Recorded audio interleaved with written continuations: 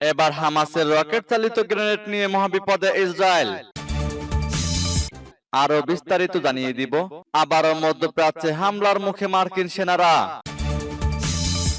এদিকে ইসরায়েল হিজবুল্লাহর তীব্র লড়াই, ভিডিও প্রকাশ উভয় পক্ষের।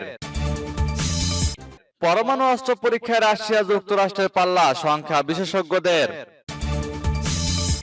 আরো জানিয়ে দিব, গাজায় পরমাণু বোমা ফেলার পরামর্শ ইসরায়েলি মন্ত্রীর।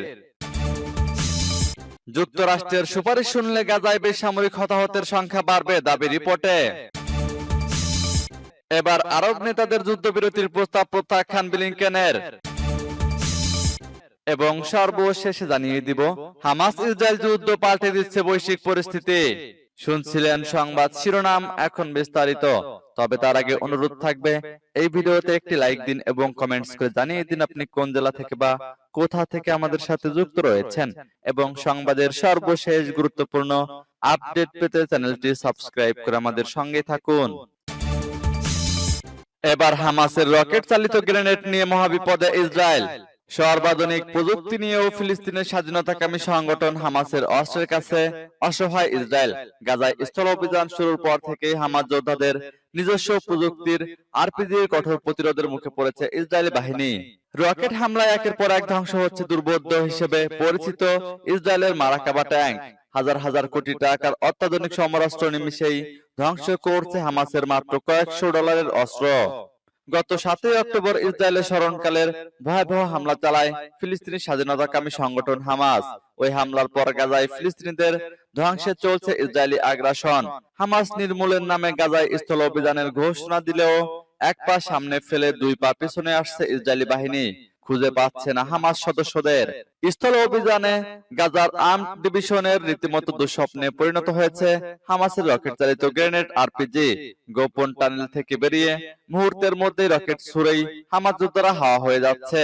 তাতে একের পর এক ধ্বংস হচ্ছে ইসরায়েলি ট্যাঙ্ক, সাজোয়াজান ও বুলডোজার। আবারও মধ্যপ্রাচ্যে হামলার মুখে মার্কিন সেনারা। মধ্যপ্রাচ্যে ফের হামলার মুখে পড়ল মার্কিন সেনারা। সিরিয়ার উত্তর পূর্ব অঞ্চলের সেনা ঘাঁটিতে ছোড়া হয় রকেট।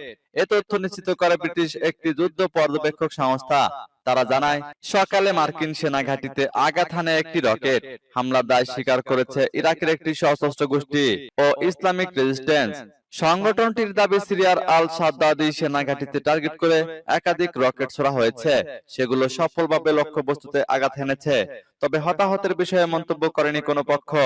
গাজায় ইসরায়েলি আগ্রাসন শুরুর পর থেকে মধ্যপ্রাচ্যে বিভিন্ন গোষ্ঠীর হামলার শিকার হচ্ছে মার্কিন সেনারা। 19 অক্টোবর থেকে 20 দফা নাশকতার মুখে পড়ে বাহিনীটি। এর জেরে অঞ্চলটিতে আরো হাজার খানেক সেনা মোতায়েন করেছে বাইডেন প্রশাসন। এবার ইসরায়েল হিজবুল্লাহর তীব্র লড়াই, ভিডিও প্রকাশ। ভিডিও প্রকাশ উভয় পক্ষের। ইসরায়েল হিজবুল্লাহর তুমুল লড়াই অব্যাহত উত্তরাঞ্চলীয় সীমান্তে। পাল্টাপাল্টি হামলার ভিডিও প্রকাশ করেছে উভয় পক্ষ, খবর এপির। এদিন লেবাননের সশস্ত্র সংগঠনটির একাধিক স্থাপনা ধ্বংসের দাবি করেছে তেল আবিব। একাধিক ইসরায়েলি যুদ্ধ বিমান লেবাননে ঘটায় অনুপ্রবেশ। দাঁত ভাঙা জবাব দেওয়ার কথা জানিয়েছে হিজবুল্লাহ। জানায়, অন্তত 3টি সামরিক ঘাঁটিতে ছোড়া হয়েছে রকেট, ধ্বংস করেছে কমিউনিকেশন টাওয়ার সহ একাধিক স্থাপনা। এর আগে শুক্রবার যুক্তরাষ্ট্রের প্রতি হুঁশিয়ারি দেয় হিজবুল্লাহ। জানায়, শিগগিরই গাজা উপত্যকায় ইসরায়েলি আগ্রাসন না থামলে গোটা অঞ্চলে ছড়াবে উত্তেজনা। এদিকে পরমাণু অস্ত্র পরীক্ষায় রাশিয়া যুক্তরাষ্ট্রের পাল্লা, সংখ্যা বিশেষজ্ঞদের। চারদিকে যখন যুদ্ধের দামামা, তখন নতুন ভাবে আলোচনায় এসেছে পারমাণবিক অস্ত্র। রাশিয়া যুক্তরাষ্ট্রের সাম্প্রতিক কার্যক্রমে প্রশ্ন উঠেছে, তবে কি আবারও দুই পরাশক্তির মধ্যে শুরু হচ্ছে ভয়াবহ অস্ত্র পরীক্ষার প্রতিযোগিতা? এরই মধ্যে পরমাণু পরীক্ষা চালিয়েছে রাশিয়া। যুক্তরাষ্ট্র হিরোশিমায় ছোড়া পারমাণবিক বোমার চেয়েও বহুগুণ শক্তিশালী পারমাণবিক অস্ত্র তৈরির পরিকল্পনা করছে। দুই শক্তিশালী দেশের এই আচরণেই সংখ্যা বাড়ছে আরো। খবর রয়টার্সের। সম্প্রতি আনুষ্ঠানিকভাবে পরমাণু পরীক্ষা নিষিদ্ধের কম্প্রিহেনসিভ টেস্ট ব্যান ট্রিটি বা সিটিবিটি চুক্তি থেকে সরে এসেছে রাশিয়া। এরপরই আলেকজান্ডার 3 নামের সাবমেরিন থেকে পরমাণু অস্ত্রের পরীক্ষা চালিয়েছে মস্কো। বলা হচ্ছে, এটি মস্কো পারমাণবিক পরীক্ষার সবশেষ ধাপ। এদিকে চলতি মাসেই নেভাদার পারমাণবিক পরীক্ষা কেন্দ্রে উচ্চ বিস্ফোরকের পরীক্ষা চালিয়েছে যুক্তরাষ্ট্র।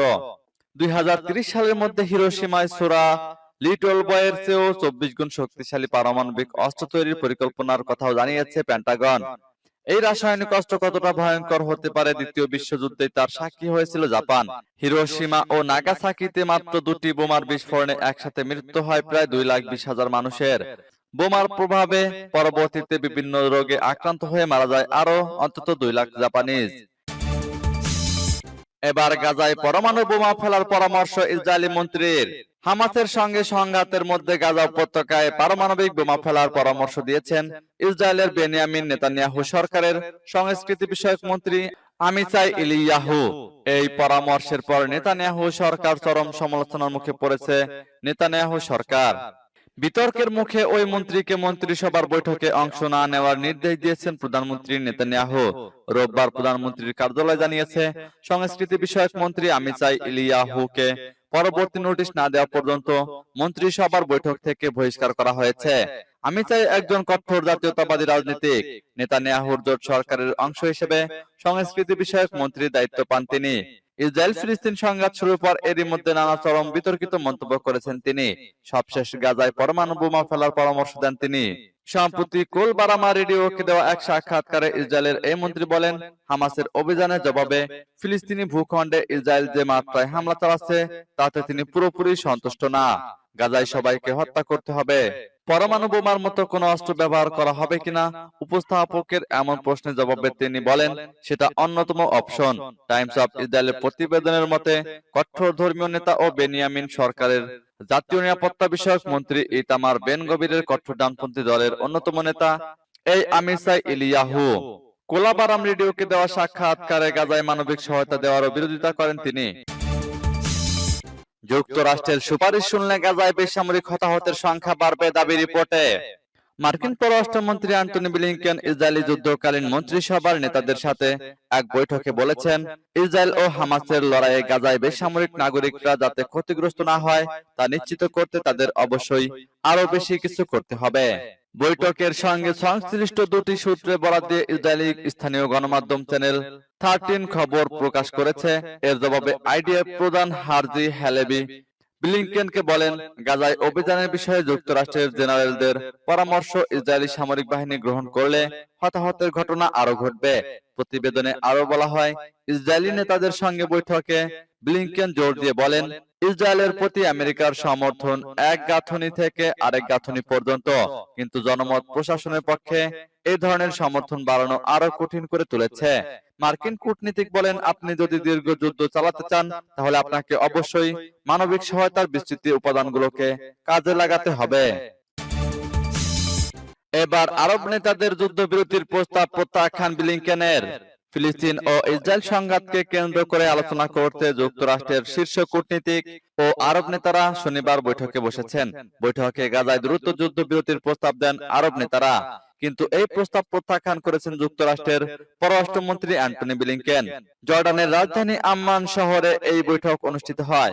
বৈঠকে আরব ও জর্ডানের শীর্ষ নেতারা যুক্তরাষ্ট্রের পররাষ্ট্রমন্ত্রী অ্যান্টনি ব্লিংকেনকে যুদ্ধবিরতির জন্য চাপ দেয়, কিন্তু তা প্রত্যাখ্যান করে ব্লিংকেন বলেন, যুদ্ধবিরতি দিলে সবচেয়ে সুবিধা পাবে ফিলিস্তিনের স্বাধীনতাকামী সংগঠন হামাস। এজন্য মানবিক দিক বিবেচনায় বেসামরিক নাগরিকদের সহায়তার জন্য অন্যত্র সরিয়ে নেওয়ার পক্ষে অভিমত দিয়েছেন তিনি। বৈঠকের পর তিনি সাংবাদিকদের জানান, যুদ্ধবিরতি হামাসকে নিরাপদ স্থানে সরে যাওয়ার সুযোগ দেবে। গত 7 অক্টোবর হামাস কি করেছে ভুলে গেলে হবে না।